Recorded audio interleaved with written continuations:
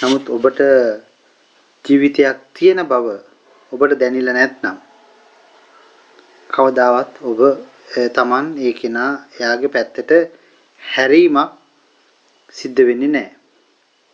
ඉතින් Tamanට තමන්ගේ ජීවිතයක් තියෙනවා කියලා දැක්ක අය හැමෝම තමන්ගේ ජීවිතයේ පැත්තට හැරිලා බලනවා. හැරිලා බලනකොට Tamanට තමන්ගේ ජීවිතය හම්බ වෙනවා. ජීවිතය කියන්නේ මොන වගේ එකක්ද කියන දේ ඔබට තේරෙනවා, වැටහෙන්නට පටන් ගන්නවා. මේ Tamanට ලැබුණු ජීවිතය තේරුම් ගන්නට පටන් ගන්නකොට ඒ ජීවිතය Taman තේරුම් ගන්නකොට ඒ ජීවිතය තියෙන පුදුමාකාර දේවල් ඔබට පෙනෙන්න දැනෙන්න හැඟෙන්න පටන් ගන්නකොට ඔබ ඔබේ ජීවිතය ගැන පුදුමාකාර අවබෝධයක් ලබනවා. තවත් විදිහකට කියනවා නම් ජීවිතයේ තියෙන යථාර්ථය ඔබට වැටහෙන්නට පටන් ගන්නවා. මේ ජීවිතයේ යථාර්ථය ඔබට වැටහෙන්නට පටන් ගන්නකොට අන්න එතන ඔබ ඒ ධර්මය කියන්නේ මේ ලෝකයේ පවතින යථා ස්වභාවයටයි ධර්මය කියලා කියන්නේ. අන්න මේ ලෝකයේ පවතින යථා ස්වභාවය, ජීවිතයේ පවතින යථා ස්වභාවය මේ සියල්ල ඔබ ධර්මයේ විදිහට දකිනවා. ඉතින් ධර්මය දකින්නට මත්තෙන් අපි අපේ ජීවිතය දැක ගන්නට ඕනේ. ජීවිතයක් දැක්ක නැති, ජීවිතයක් හමු නොවුණු කිසිම කෙනෙකුට ධර්මයක් මුණ ගැසෙන්නේ නැහැ. මේ ජීවිතේ හම්බුණු අය ජීවිතය දිහා ගැඹුරින් හැරිලා බලනකොට අන්න ධර්මය හම්බ වෙනවා. ඔබ ඔබේ ජීවිතය තුළ ධර්මය දකින්න පටන් ගන්නකොට ඔබේ ජීවිතයට මොකද වෙන්නේ? ඔබේ ජීවිතයේ ඇතුලේ ධර්මය දකින්න පටන් ගන්නකොට එහෙම නැත්නම් මේ ලෝකයේ තියෙන යථාර්ථය දකින්න පටන් ගන්නකොට ඔබේ ජීවිතයට මොකද වෙන්නේ? ඔබේ ජීවිතය පරිවර්තනයක් සිද්ධ වෙනවා. ඒ පරිවර්තනය කෙතරම් ගැඹුරු පරිවර්තනයක්ද කියන දේ කාටවත් කියන්නට බෑ. ඒ ජීවිතයේ ගැඹුරු පරිවර්තනයේ තීරණය වන්නේ ඔබ ඔබේ ජීවිතය තුළ ධර්මයේ දකින්න ප්‍රමාණයටයි. ඔබ අවබෝධ කරගන්නා වූ ධර්මයේ ප්‍රමාණයටයි ඔබට ඔබේ ජීවිතයේ මුණ ගැසෙන්නේ.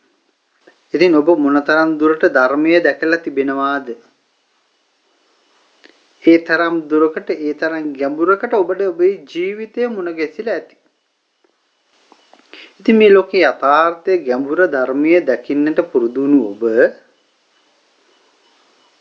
ඔබේ හිතන විදිහේ ආකල්ප, සිතුම් පැතුම්, චෛතසිකයන්, ක්‍රියාවන් මේ සියල්ලම වෙනස් වෙනවා කියලා කිව්වේ ධර්මයේ දිශාවට මේ සියල්ල පරිවර්තනය වෙනවා, වෙනස් වෙනවා.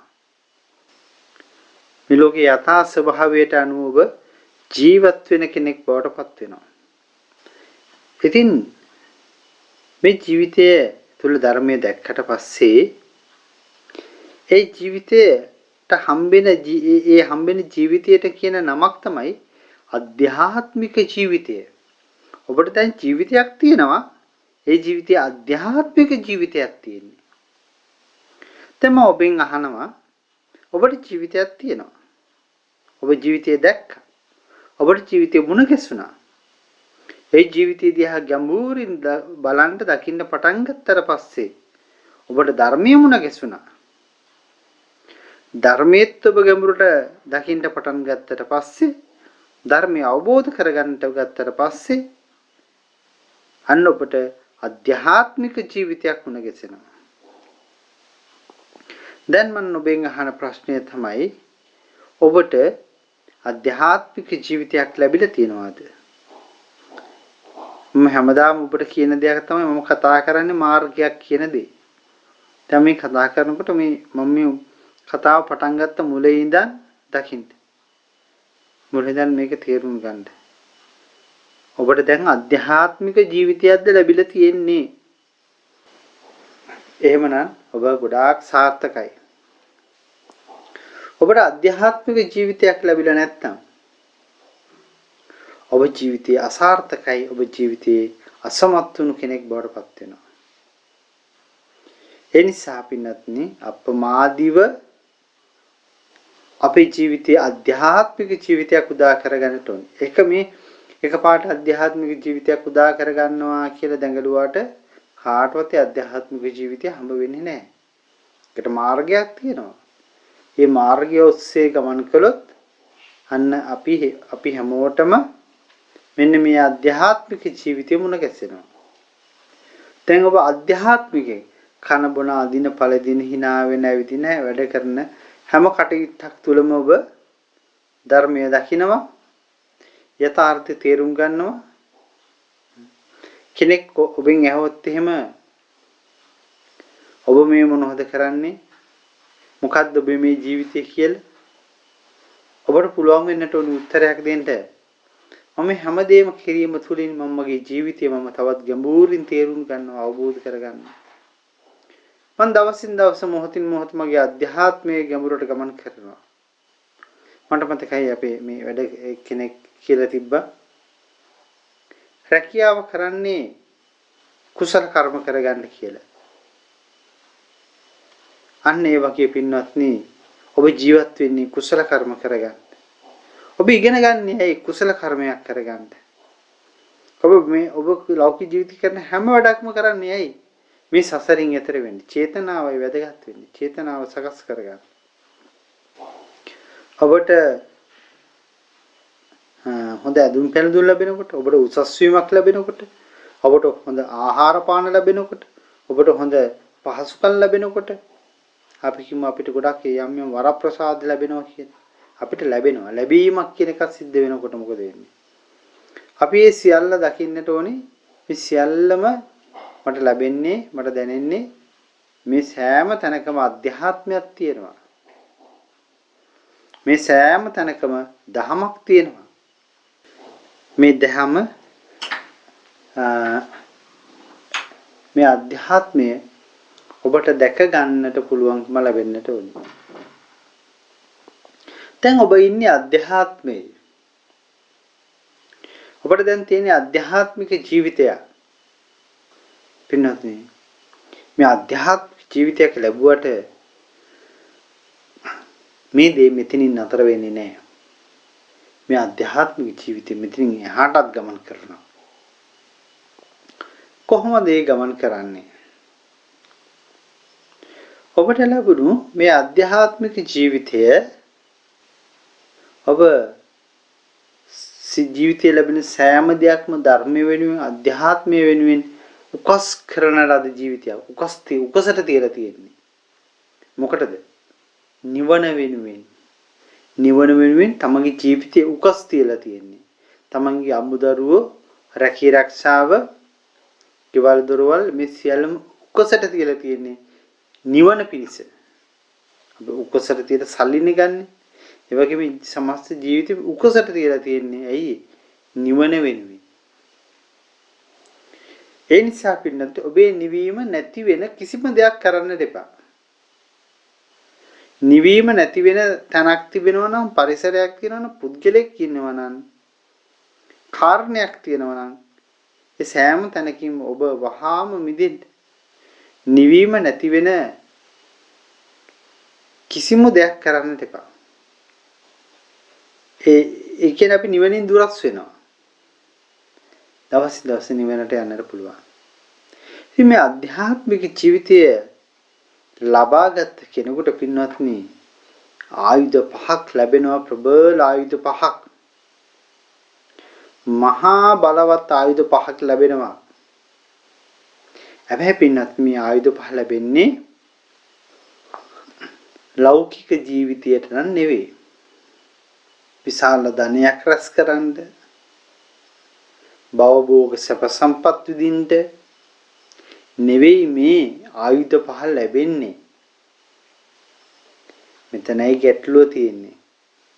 මේ ආයුධ පහ ලැබෙන්නේ නිවන වෙනුවෙන්. නිවනට යන්නයි මේ ආයුධ පහ ලැබෙන්නේ. ආයුධ පහ හරිම ප්‍රබලයි. නමුත් පින්වත්නි අපි අද මේ ආයුධ පහ වචන දෙක කිව්ව ගමන් ඔබ දන්නවා. හැබැයි මේ ආයුධ පහ වචන වලින් තොරව ශක්තියින් විදිහට ස්වභාවයන් විදිහට ධර්මතාවයන් විදිහට ඔබට මොනතරම් දැනෙලා තියෙනවාද ඔබට මොනතරම් සමීප වෙලා තියෙනවාද කියන ප්‍රශ්නේ තියෙනවා. එනිසා මම හිතනවා ඔබ මම පෙර කතා කරගෙන ආපු ආකාරයට දැන් ඔබ ඉන්නේ අධ්‍යාත්මික ජීවිතයේ කියලායි මම හිතන්නේ. එසේ නැත්නම් මේ අඩුපාඩු වහාම සකස් කරගන්න. දැන් ඔබ අධ්‍යාත්මික ජීවිතයේ ඉන්නවා. මේ අධ්‍යාත්මික ජීවිතයේ ශක්තිමත් කරන්න පුළුවන් එක කාරණයක් තියෙනවා පින්වත්නි. එක කාරණයක් තියෙනවා. ඇත්තටම මේක විශ්වාසය අවබෝධය මත ගොඩනැගෙන ශක්තිමත් අදහසක් වගේ එකක්. විශ්වාසය නැති වෙන එකක්. ඒ නිසා විශ්වාසය මොකක් බවටද පත් වෙන්නේ? අවබෝධයක් බවට පත් වෙනවා. මුලින්ම මේ වැඩසටහන වල සම්බන්ධ වෙනකොට මම මේ එක එක කතා කියනවා. ඔබට මේවා තේරෙන්නේ නැහැ එච්චර. පැහැදිලිත් නැහැ. ගැටලුත් තියෙනවා. විශ්වාස කරන්න බැරි තැනුත් මතුවෙනවා. මෙහෙම තමයි වැඩසටහන තුල වාඩි වෙලා අහගෙන ඉන්නේ. ටිකක් දුර යනකොට මේ විශ්වාසයෙන්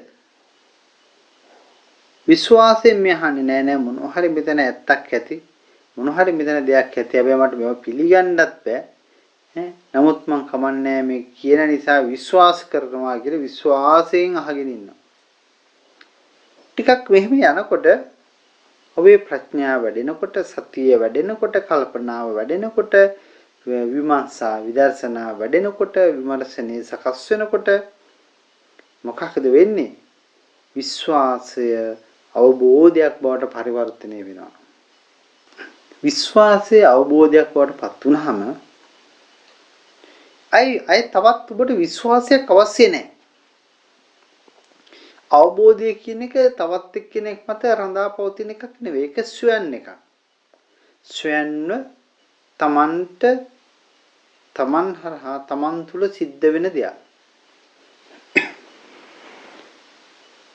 අවබෝධය කියන දේ.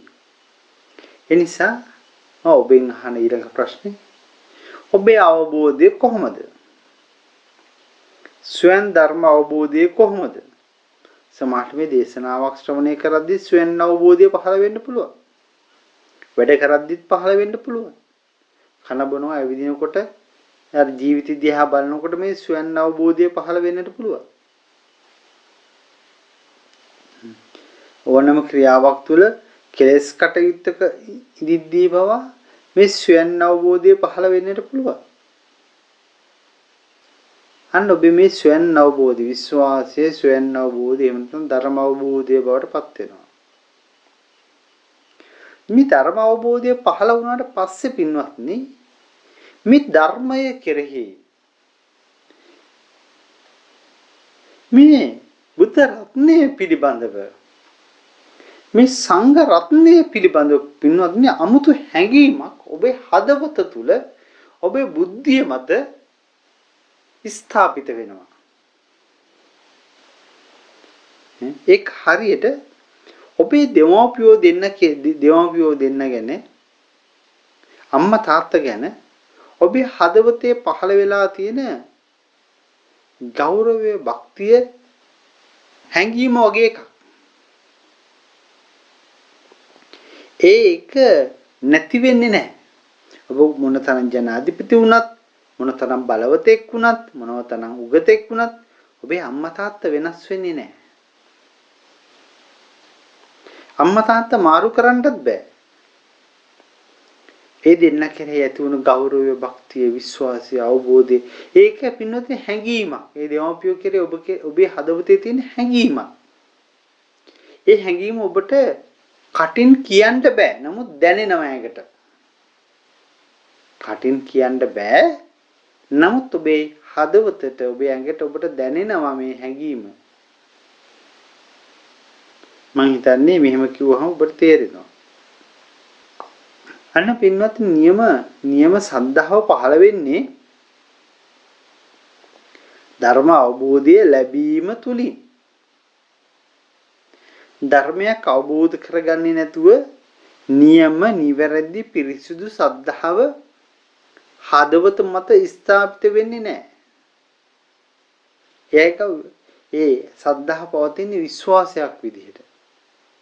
එහෙම නැතුව තමාන්ගේ හදවත තුල මේ ආයුධය, මේ බලය, මේ ශක්තිය නිර්මාණය වෙන්නේ නැහැ.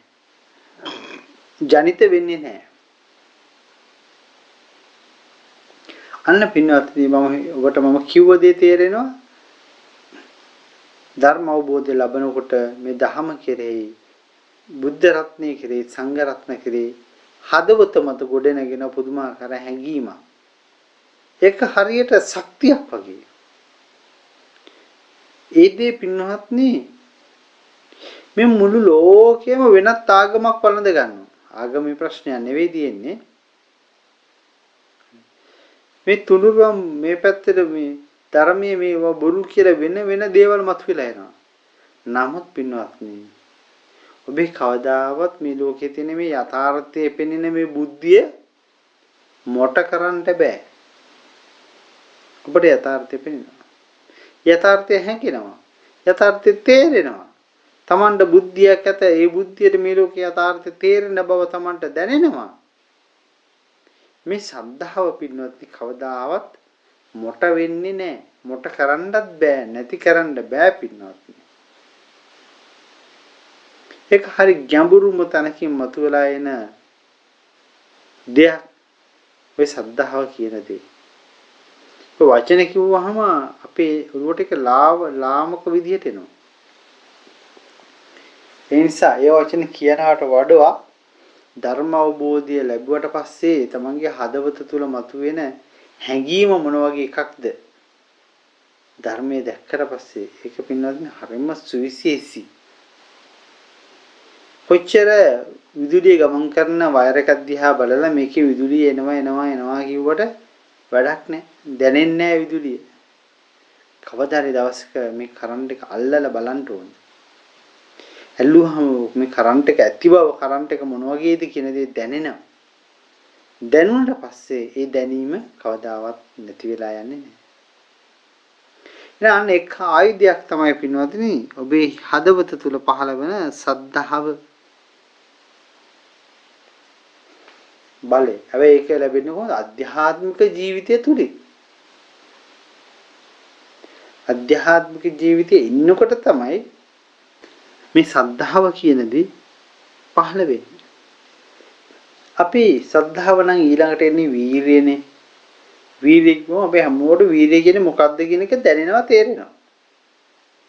නමුත් පින්වත්නි ඔය කතා කරන ඒ වීරිය නෙවෙයි මේ පංච බලය තුල කතා කරන වීරිය. අපි වැඩියෙන් වැඩ කරන්න ඕටි පැය ගන්න වැඩියෙන් වැඩ කරන්න අපේ යම් දේවල් ලබා ගන්නට ඒ වෙනුවෙන් මහන්සි වෙන්න ජීවිතේ ගොඩාක් වීරියක් තියෙනවා. පාඩම් කරන්න වීරිය, ඉගෙන ගන්න වීරිය, රැකිරක්ෂාවන් කරන්න වීරිය, මොනවාරි වගා කරනවා නම් ඒකට අවශ්‍ය වීරිය. මේවා ගැන කතා කරන්නේ මේවා නෙවෙයි මේක බුදුදහම කතා කරන වීරිය. පින්වත්නි මේ වීර්ය හරි පුදුම දෙයක්. දැන් ඔබේ ගත්තොත් එහෙම ඔබේ ධනය රැස් කරන්න ඔබ තුල පුදුමාකාර වීර්යයක් ඔබ තුල ඇති බව ඔබට පේනවනේ. මහන්සි වෙලා වැඩ කරන්න හම්බ කරන්න ඔබ තුල වීර්යයක් තියෙනවා. යමක් රැස් කරන්න පුදුමාකාර වීර්යයක් තියෙනවා. ඒ අද විශාල කෝටිපති බවට පත් වෙනවා. සම්පත් වැඩි ප්‍රමාණයක් තියෙන අය බවට පත් වෙනවා. නමුත් පින්වත්නි මේ කතා කරන වීර්යය තමන්ගේ ධනය රැස් කරගන්නට පවතින වීරියට විරුද්ධ දිශාවට ගමන් කරන වීරිය. දැන් ඔබට මම කියන වැඩ කරන්න කියලා. වැඩ කරන්න කිව්වොත් කැමති වැඩ කරන්න. වීරිය තියෙන වැඩ කරයි. මේ වීරිය හරියට මම ඔබට කියන ඔබ මුකුත් කරන්න නැතුව නිකන් ඉන්න කියලා. අන්න එහෙම පැත්තේ මේ උඩුගම් බලාගෙන යන වීරියක් තියෙනවා. මුකුන් නොකර සිටීමේ වීරිය. දැන් මේක හිතන ගොඩක් මහත්යලා වැඩ කරන අයට හිතන අම්මෝ මේක කොච්චර ලේසි දෙයක්ද? ඈ ඉඳලා බලන්නකො පැයක් විතර එක තැනකට වෙලා වාඩි වෙලා ඔබට ඉන්න පුළුවන්ද කියලා. කොච්චරනම් දඟලයිද? කොච්චරනම් ඔළුව එහෙට මෙහෙට දුවයිද? මොනතරම් දේවල් මතක් වෙයිද? මොනතරම් જાති තව මේවා කරන්න ඕනි ගා ඔළුව තුල නිර්මාණය වෙයිද? පින්නත් නීක ලේසි වැඩක් නෙවෙයි. ඔබේ ධනෙ නැති කරගන්න වීරිය කරන්න. වැඩ නොකර සිටින්න වීරිය කරන්න. මගේ භාවය නැති කරගන්න වීරිය. ඒ කියන්නේ ඔබට ඔබව නැති කරගන්න වීරිය කරන්න. මේක හරි අමාරුයි. අද මේ වීරිය තියෙන අය අතිශය දුර්ලභයි. අතිශය දුර්ලභයි පින්නදී මේ ධර්ම මාර්ගයේ තියෙන දුෂ්කරම වැඩේ මේක. කවුරුද කියන මම දැන් ඕනෙක් කියන බලන්නකෝ එන්නේ තමන්ව නැති කරගන්නද තමන්ව ඇති කරගන්නද? හැමෝම එන්නේ තමන්ව ඇති කරගන්න. බුදුරජාණන් වහන්සේ ළඟට කවුරුත් ගියේ නැහැ තමාව නැති කරගන්න. ගියේ ඔක්කොම තමාව ඇති කරගන්න, තමාව පෝෂණය කරගන්න. තමාව විනාශ කරගන්න කියනවා. එහෙම වීර්යය. පින්නත් ඒ වීර්යයට කුසලයක් විදිහට ඒ වීර්ය කුසලයක්. අනිත් වීර්ය අකුසලයක්. මමත්වය වැඩෙනවා රාග දේශ මොහ වැවෙනවා. අන්න පින්නත් ඔබේ වීර්ය වෙනම පැත්තකට ගමන් කරනවා. සද්ධාව වීර්ය අපි ඊළඟට කතා කරනවා. ඊළඟ ආයුධය තමයි ඔබ ගාව තියෙන ඔබව නැති කර ගැනීම වීර්යයක් ඔබ ගාව තියෙනවද? එනිසා මේ සද්ධාව වීර්ය ගැන තව කතා කරන්න ඕනි පැති තියෙනවා. ඊළඟ කාරණේ තමයි අපේ සතිය. සතිය ගුණ අපිට දෙන්නේ සිහියෙන් සිටීම කියලා නෑ. මේක ආයුධයක් වෙනකොට මේක බලයක් වෙනකොට මේක එහෙම නිකන් මෙතනින් බේරලා යන්න බෑ. සිහිය කියන දේ ඔබ තුල ක්‍රියාකාරීත්වයක් විදිහට පවතින්නට ඕනේ. ක්‍රියාකාරීත්වය. ඔබේ සියලුම ක්‍රියාවන් සිද්ධ වෙන්නේ සතියේ. සියලුම ක්‍රියාවන් සිද්ධ වෙන්නේ සතියට අනුකූලව. සිහියෙන් ඉන්නවා කියන එකයි සිහියෙන් ක්‍රියාත්මක වෙනවා කියන එකයි දෙකක්. දැන් අපි බලන්න ඕනේ සිහියෙන් ඔබ ක්‍රියාත්මක වෙනවා. සිහියේ ක්‍රියාකාරීත්වයක් තියෙනවාද කියන දේ. ඒක පොඩ්ඩක් පැහැදිලි කරොත් දැන් භාවනා විශ්ීනේ අපි කියනවා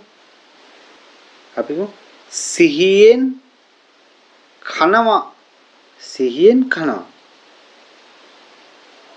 කියන්නේ එක සිහියෙන් කනවා කෑම කනවා සිහියෙන්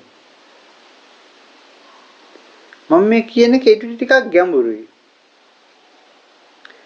කන්නේ සිහියෙන් දෙකම එකක් වගේ පේන්නේ මේක පොඩ ඉමීට කල්පනා කරන්න කෑම කන්නේ සිහියෙන් කියන හරියට සිහිය කෑම කනවා වගේ වැඩක්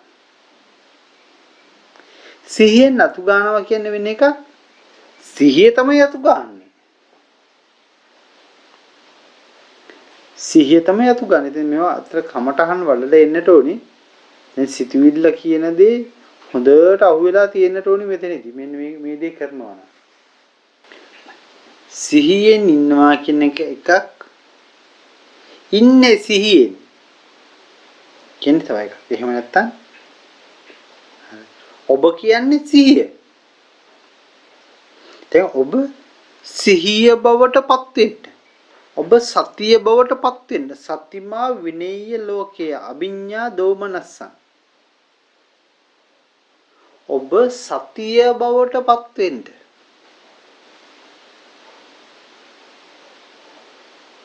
ඔබට පුළුවන් නම් බැරි නෑ පුළුවන් මේ මාර්ගය ඔස්සේ ගියොත්.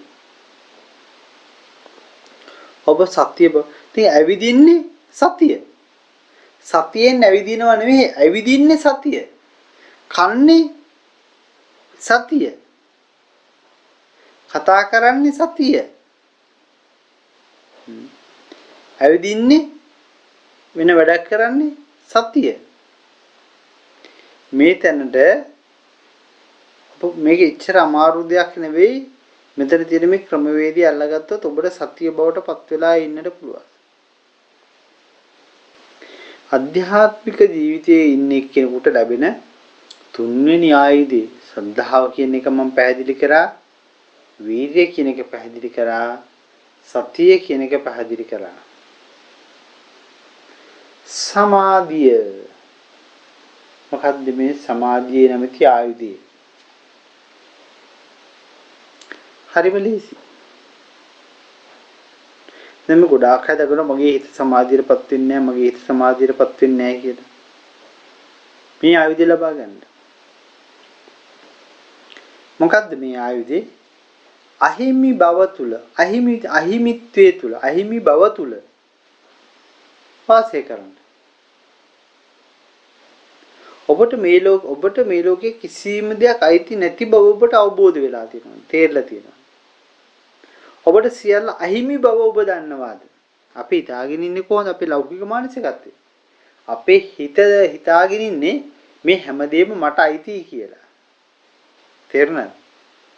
මේ හැමදේම මට අයිතියි කියලා තමයි හිත හිතාගෙන ඉන්නේ. ඒක තමයි ලොකුම බොරුව. හැදුම් පැනදුම් සෙරප්පු දෙක පවා කොණ්ඩේ පවා ඔය ශාරීරිය පවා ගමන් බිමන් යන වාහනේ පවා ඉන්න ගෙදර පවා ඉන්න ඇඳ පුටුව පවා මේ හැමදේම මට අයිති කියලා තමයි හිතාගෙන ඉන්නේ. කාටවත් අයිති නෑ. ඒ ඔක්කොම අයිති මේ ලෝකයේ පවතින ධර්මතාවයට. එහෙමද කාටවත් අයිති නෑ. කාටවත් අයිති කරගන්නත් බෑ. මේ වෙනකම් මේ ලෝකයේ තියෙන දේවල් අයිති කරගත්ත කිසිම කෙනෙක් නෑ. හැබැයි අයිති කියලා හිතාගෙන රැවටිලා හිටපු අය ගොඩාක් අය ඉන්නවා. මැරෙනකොට මුකුත් නැහැ හිස්සතින් මැරිලා යන්නේ. හිතේ සමාධිය රඳවා ගන්නට ඕනි නම් මොකද කරන්න ඕනේ? අහිමි භව තුල වාසය කරන්න. ඔබට සියල්ල අහිමි භව දැනගෙන අහිමි භව තුල වාසය කරන්න. හතරවෙනි ආයුධය සද්ධාව ගැන කතා කරා. සද්ධාව කියලා මතක තියාගන්න එපා. මේ ආයුධ කුමාරයා ආයුධ විතර මේ පංචායුධ කුමාරයා. ඔබ පංචායුධ කුමාරයෙක් බවට පත් කරන්න මම මේ කටයුතු කරන්නේ. සද්ධාව, වීරිය, සතිය, සමාධි මේ කරුණු වලින් දුන්නු පණිවිඩයේ තේරුම් ගන්න මේ වචනේ අල්ලගන්න එපා. වචනේ අල්ලගත්තොත් ඔබ අමාරුවේ මේ ඒකෙන් දෙන පණිවිඩයේ තේරුම් ගන්න. එහෙම ඔබට ආයුධ ලබා ගන්න පුළුවන්. ඊළඟ ආයුධය තමයි ප්‍රඥාව. මොකද සමාධිය ඔබට ලැබෙනවා. සමාධිය අහිමි භව තුල වාසය. ඔබට මේ ලෝකෙ සියල්ල අහිමි වෙමින් පවතින්නේ. අහිමි භව තුල වාසය කරන්නට. ඒක ඉන්නකොට හිතේ සමාධිය නිකම් හට ගන්න. ඒක තේරිලා නැති නිසා හිත දුවන්නේ. හිතට දුවන්න තැනක් නෑ ඇත්තට. මේ අහිමි භව තුල වාසය කරනකොට සියල්ල අහිමි වෙනවා කියන්නේ ඔබ තුල තියෙන සියල්ල අහිමි වෙලා යනවා. ඔබේ තියෙන දෘෂ්ටීන්, මත, විශ්වාස, මිත්‍යාව, අවිද්‍යාව මේ සියල්ල මොකද වෙන්නේ? අහිමි වෙන්න පටන් ගන්නවා. භවය මමත්වයේ අල්ලාගෙන මේ සියල්ල අහිමි වෙන්න පටන් ගන්නවා. අහිමි වෙනකොට ඔබට ප්‍රඥාව නැමැති අමුතුම ආයුධයක් ලැබෙනවා. ඒ ආයුධය ලැබුණාට පස්සේ ඔබට මේ ලෝකෙ ඉන්න ඔක්කොමලා නිඳා කරා. මේ ලෝකෙ ඉන්න ඔක්කොම ඔබට අපහාස කරා. ඔබට දැනෙන්නේ නැහැ. ඔබට හොඳ කියනවා දැනෙන්නේ නැහැ. ඔබට ගොඩාක් දේවල් මේ ඔබට පූජා කරනවා. අනේ දැනෙන්නේ නැහැ. ඔබට ඔබ සතු සියල්ල අහිමි කරනවා. ඒත් දැනෙන්නේ නැහැ.